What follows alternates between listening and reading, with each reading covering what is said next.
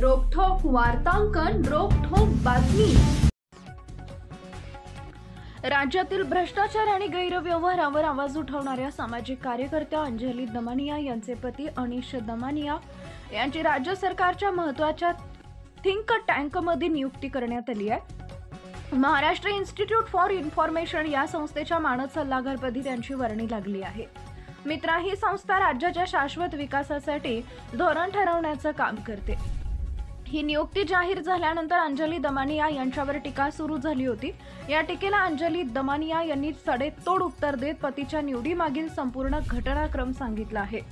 भ्रष्टाचार विरोधी नेहमी आक्रमक भूमिका घेणाऱ्या अंजली दमानिया सरकारमधील विविध गैरव्यवहार उघड करत आले आहेत। संतोष देशमुख हत्या प्रकरणी देखील ठाम भूमिका घेतली होती। आता त्यांच्या पतींचीच राज्य सरकारच्या समितीत नियुक्ती झाल्यामुळे काहींनी त्यांच्यावर टीका सुरू केली आहे।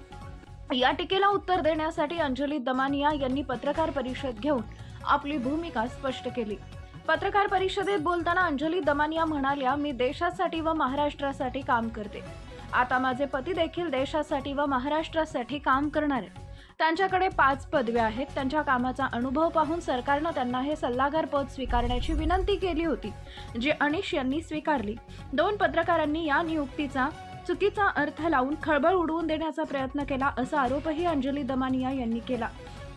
अंजली दमानियांच्या पतीला राज्य सरकारकडून काहीतरी मिळालं आहे असं चुकीचं चित्र निर्माण केलं गेलंय।